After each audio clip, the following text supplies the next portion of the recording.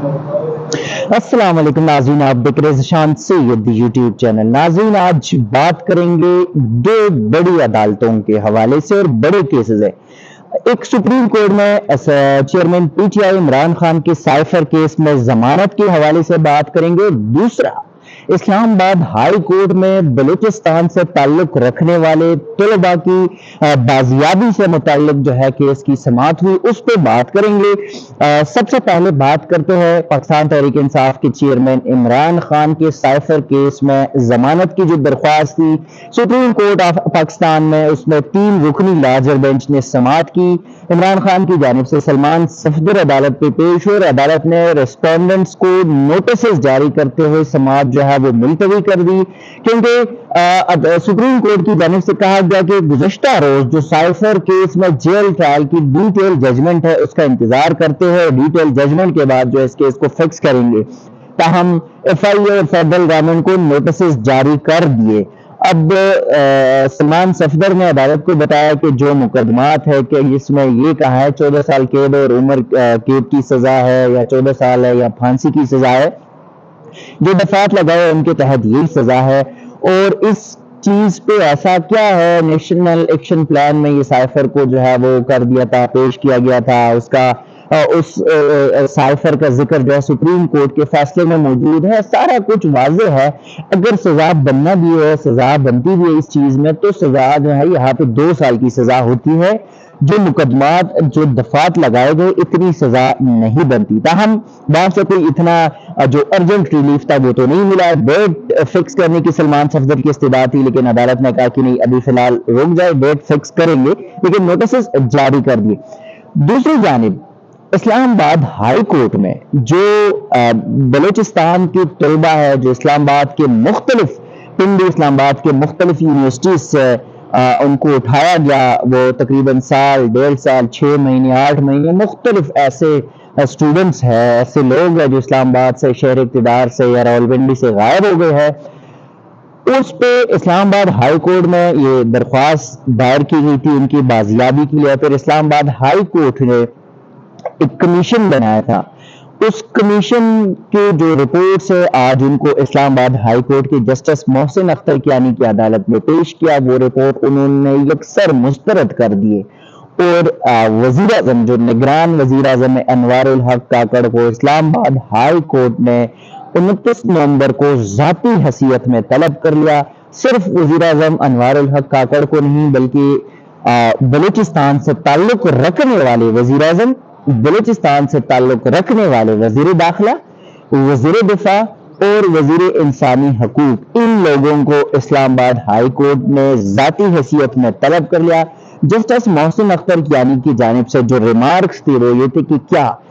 یہ صرف ایک طلبہ، ایک طالب علم کا مسئلہ نہیں، 55 مطلب 55 اسٹوڈنٹس جو ہے وہ غائب ہے۔ آئندہ سماعت سے پہلے یا تو وہ اسٹوڈنٹس جو ہے ان کو بازیاب کرایا جائے، اور اگر ان کی بازیابی نہیں ہوتی، 7 دنوں کا ٹائم ہے، تو پھر جو وزیر اعظم پاکستان ہے، انٹیریئر منسٹر ہے، منسٹر فار ڈیفنس ہے اور منسٹر فار ہیومن رائٹس ہے،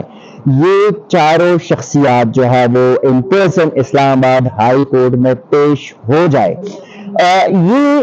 55 اسٹوڈنٹ ہے جس کو اسلام آباد کے مختلف یونیورسٹیز سے، تعلیمی اداروں سے اٹھایا گیا، اور یہ آج تک لاپتہ ہے۔ ان کی بازیابی کے لیے درخواستیں آئے ہیں، لیکن ابھی تک کچھ عمل درآمد نہیں ہوا۔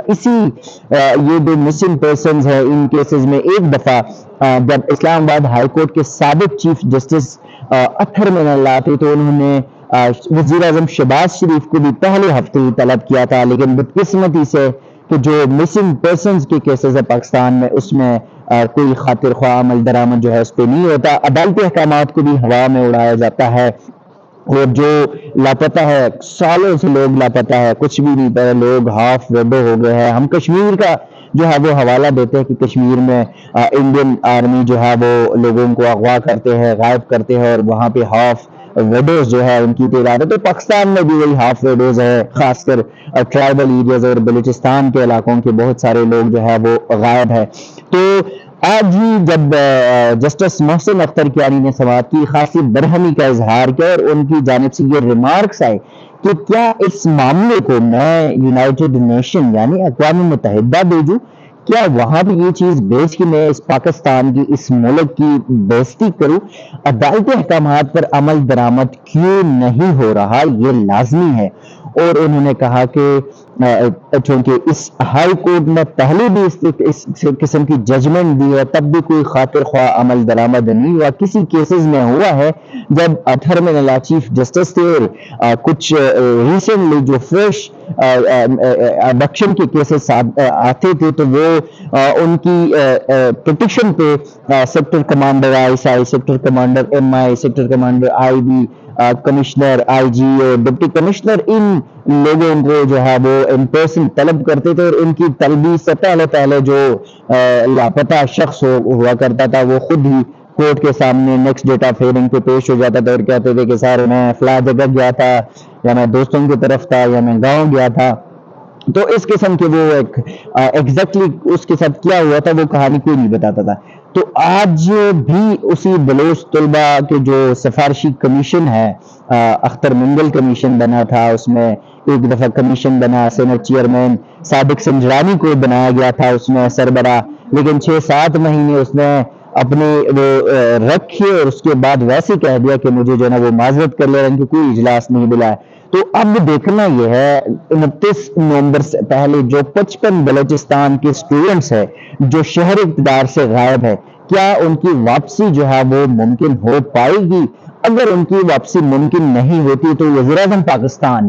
نگران وزیر اعظم پاکستان جن کا تعلق بھی بلوچستان سے خوددار سے ہے،